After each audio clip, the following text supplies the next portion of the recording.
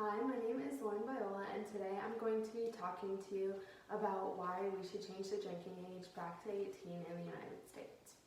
So, I'm going to be going over fake ID usage in the US, how Ubers have helped to lessen drunk driving, and how alcohol being culturally integrated in Europe has helped them to drink more responsibly, and so why we should do that here. So, to start off, how many of you guys either have used, or know someone who has or has used a fake ID? I'm sure you already have one or two names popping into your head because fake IDs are very popular, especially in colleges and college towns.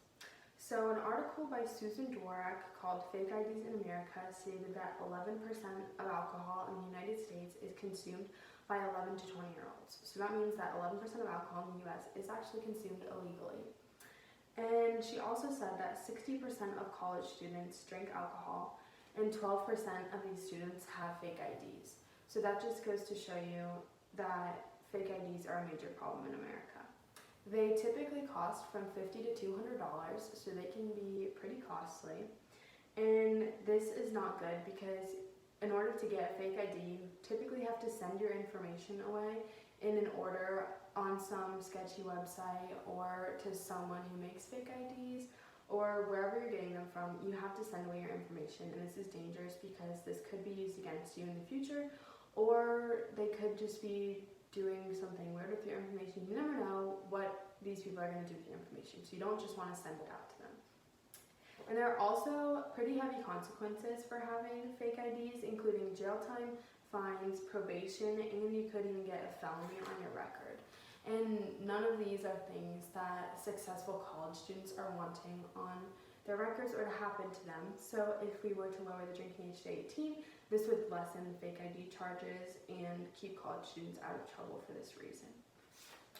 My next point is going to be how Ubers help to reduce drunk driving. So in an article in the New York Times by J.C. Fortin stated that in Staten Island, since Uber was implemented in 2011, in 2017, they showed a 25 to 35% decreases in alcohol-related crashes. This is a very positive jump. And in Seattle, there has actually been a 10% decrease in arrests relating to drunk driving, which is also a very positive impact that Uber has had there. And in California, there's been a 6.5% decrease in crashes with young drivers relating to alcohol, which shows how Uber is helping to prevent these things and helping people to be smarter and take the safe route. And I also wanted to tell you about a personal experience that I had with Uber. So I was in an Uber one time with my friends, and the driver had actually told us about a discount code that UF and other universities were offering. If you were getting a ride within a certain range on campus, there was a 25 to 50% discount that you could potentially get if you had the code and qualified for the vicinity that it was in. This is very helpful, and it's a good incentive for especially college kids, since it's on campuses, to take this safe step into Uber instead of driving and possibly getting arrested or in trouble or hurting someone. Finally, I'm going to talk to you about cultural integration of alcohol in Europe. So the drinking age in most European countries is typically 16 to 18 years old, and so this means that most European parents are the ones that first introduce their children to alcohol. And this can definitely help them to drink responsibly and learn their limits before they're going off and living on their own, which is why in the US we have such a big issue with once kids go off to college, most college students drink. So as I said, the 60% earlier. But they don't know how to handle their alcohol or how much is their limits or anything like that. So it just helps in Europe that their parents are the ones first introducing them to this so that they know all this stuff by the time they're on their own and they can control themselves and drink safely.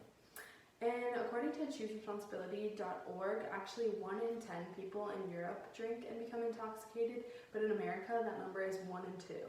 So that is a lot more people, almost half of Americans, when they drink, they become intoxicated versus only a tenth of Europeans this happens to. So it just shows how integration helps it to become more normalized and it helps people to be more responsible with it. So in conclusion, I think that changing the age from 21 to 18 will result in a lot less college students and other children getting in trouble for using fake IDs. Now that Ubers are here, those are also here to help, and they're available to anyone who wants to use them. So those have also been shown to decrease drunk driving between all ages of people. And if we were to culturally integrate alcohol, so once people were turning 18, they were allowed to drink, and people's parents were able to teach them and show them how to do this responsibly, that would definitely help in the long run and just create more of a culture out of it and create more of a responsible environment. So that is why we in America should lower the drinking age from 21 to 18. Thank you.